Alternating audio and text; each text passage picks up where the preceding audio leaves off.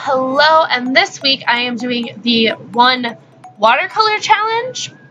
So I'm going to have Google pick a random number, so with the random number generator, which each pan on this palette is dedicated like one number, so like 1, 2, 3, 4, 5, 6, 7, 8, etc. And so the first number I was given would have ended up giving me the white watercolor, whereas that would have been an amazing challenge, would have been nearly impossible. So I regenerated a different number and got that beautiful cherry coke color that you will see me swatching here in a minute. And now if you're wondering what the one watercolor challenge is, it's most YouTubers here, or most art YouTubers here on YouTube do the one marker challenge, where they'll put all of their like Copic markers or their drawing markers in general into like a bucket or a can or something, and they'll, without looking, randomly pick one. Now the fact that I only have one set of drawing markers, I thought that would be very limited, especially since I'm not very good with them. I'm not really sure how to use them fully yet. I'm still learning. I figured I'd do this with watercolor, because watercolor is something that I understand and I enjoy very much, and I have quite a few of them. Though, them being in a palette like that, I can't really just shuffle them all around and blindly grab one. And the fact that I kind of have a general idea of the order of the colors, I didn't want to just close my eyes and randomly pick one, in fear that I'd pick, like, I really like blues. So I would lean more toward picking that area where the blue is kind of idea. So it's just easier to assign each palette a number and just have Google generate a random number. So like I said, I ended up with this beautiful cherry coke color, and that inked drawing that you probably saw a little bit of in the beginning was originally what I was going to paint. But after getting the color and seeing the color, I figured that I would try something else. The color really inspired me to do just this cute little, I don't know, it's just overall, like, it made me think of cherry coke. I don't like cherry coke. That's what it made me think of though, and that's what I went off of. So I did spend quite a bit of time going through Pinterest and just finding different inspirational things, as well as sketching up different ideas, and just, I don't know, I should have went in and did like little thumbnails of like what I wanted to do, because I ended up starting with something like really, really big and then changed my mind completely to something else, which is a lot smaller. Also, if I was to do this challenge again, knowing that I am using watercolors, I would have used, like, I knew I was using watercolor, so I don't know why I did not use watercolor paper. I have watercolor paper. I am using watercolors in a watercolor challenge, but I did not use watercolor paper. Instead, I used normal sketch paper. Why didn't I use watercolor paper? That just really frustrates me, because if I would have used watercolor paper, I would have gotten the watercolor to lay much more flat instead of kind of like, you can kind of see in like the middle shade of my swatches that it's not one even color. So if I would have used watercolor paper, I could have gotten it more flat. I could have played with texture a bit more. I probably could have gotten some deeper shades as well as some lighter tones. And overall, it probably just would have looked better. I could have ended up with a better result. So I think the next time that I do this, I will in fact use watercolor paper. Also, I think the next time that I do this, I'm not going to spend so much time making a sketch and inking it before I pick a color, because, learning from this experience is that I thoroughly enjoy allowing the color to inspire what I am going to be doing. Because if I would have gotten like a blue color, I wouldn't have ended up with this cherry coke girl. If I would have gotten a green, I wouldn't have ended up with the same results either. So I don't think I'm going to spend so much time perfecting a sketch next time when in reality I should just let the color influence what I create.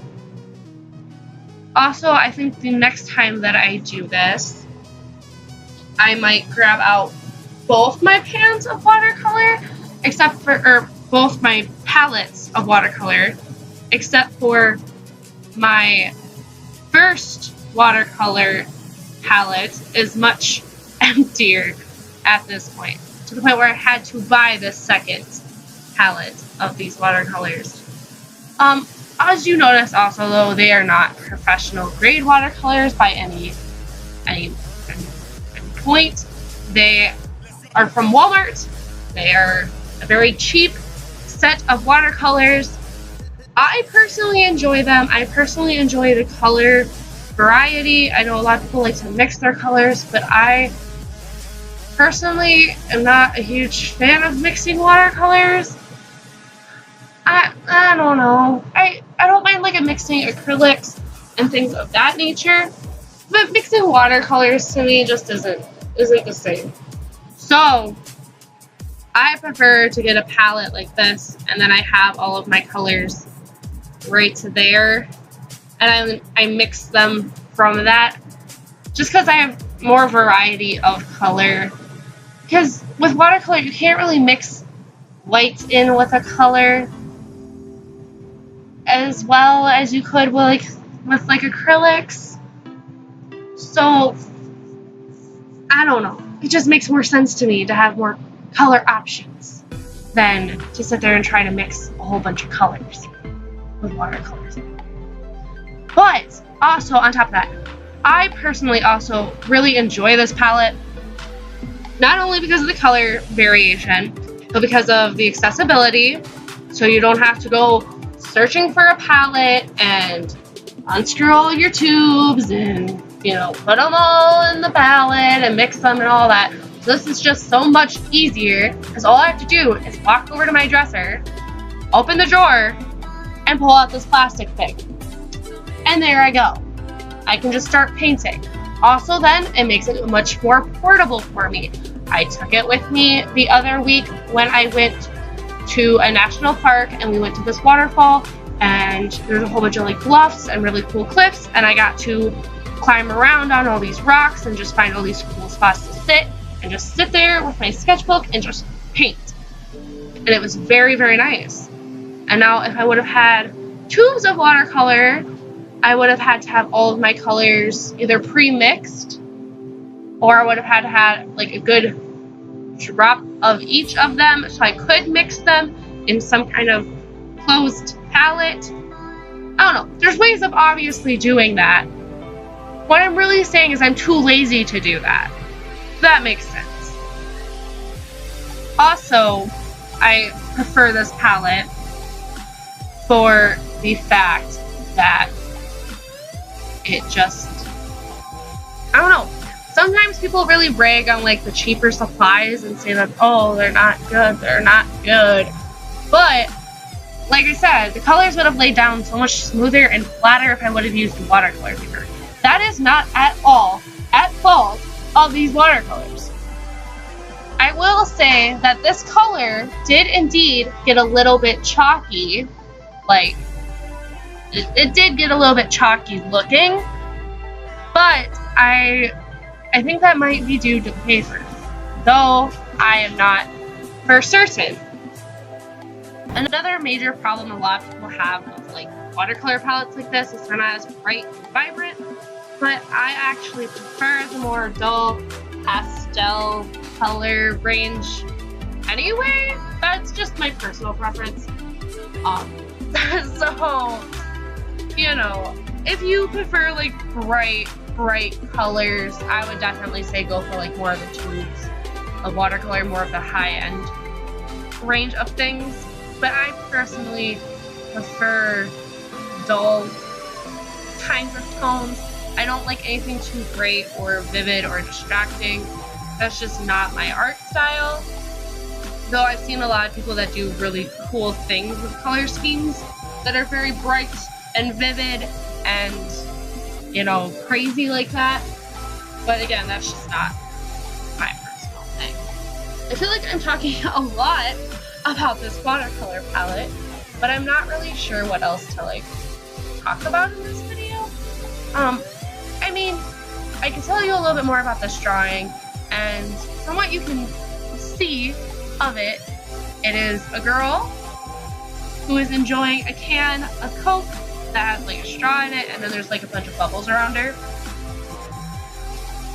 I figured that would be the best way that I can have these different layers of texture and contrast and all of that fun stuff.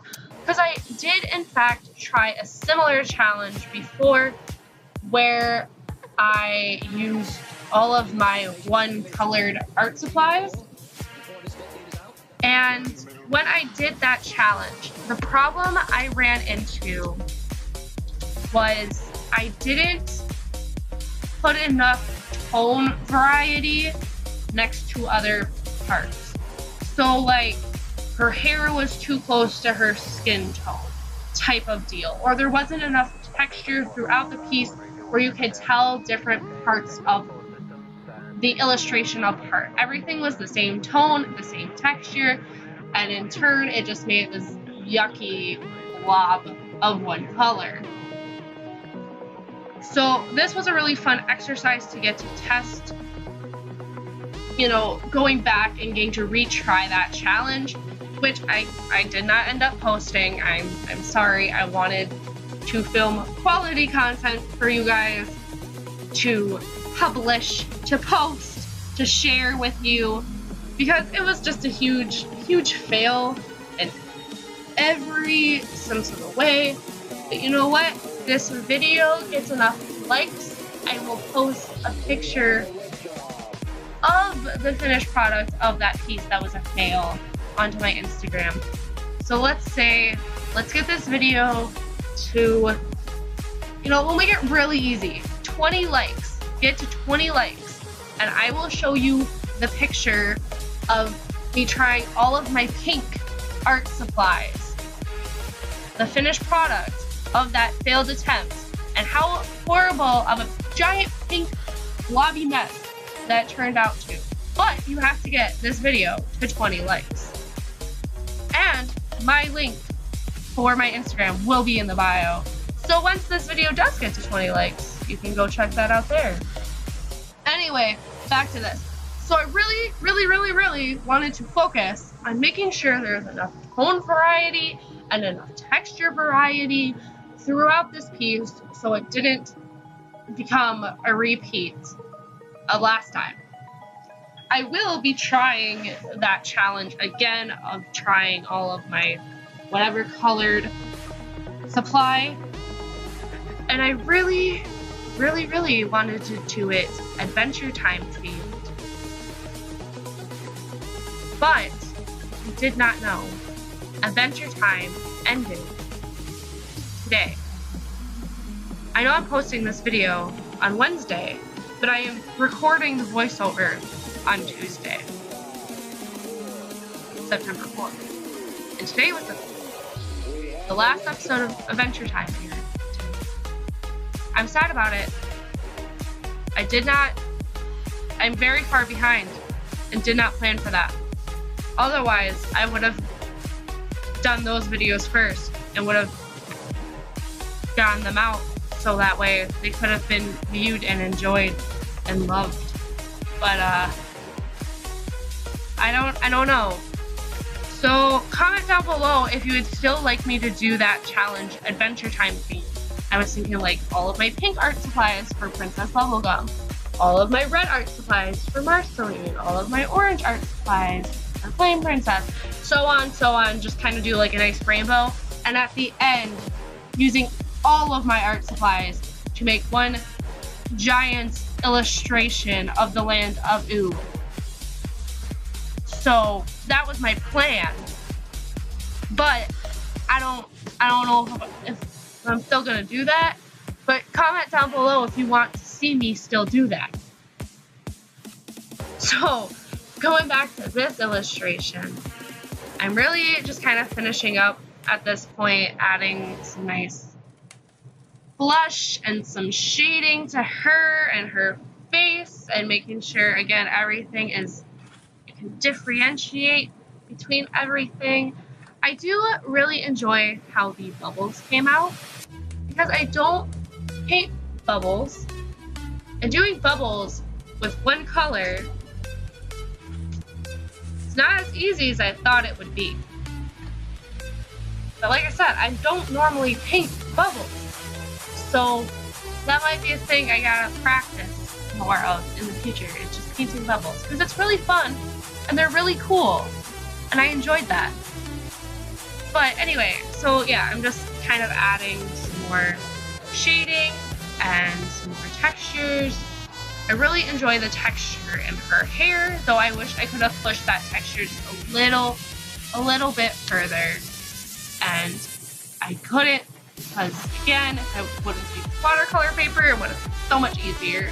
And I kind of wish I would have added like stripes to her shirt or something, just to add another pattern, just to, you know, pull away from it being her skin, I guess, because it's lighter, but it's not, I don't think it's light enough. I also did cheat a little bit, because I did use my Prisma marker liners to outline everything, or to do all the line work, and then I did use my jelly roller to add some highlights in afterwards, though I don't really think that's cheating, because that's not the coloring stage. But anyway, here's the final product. I hope you guys enjoyed this video. Again, remember to like, comment, and subscribe. You can also follow me at my links down below to see more of my content that you don't normally get to see on my channel here. So yeah, I'll see you guys next week. Bye!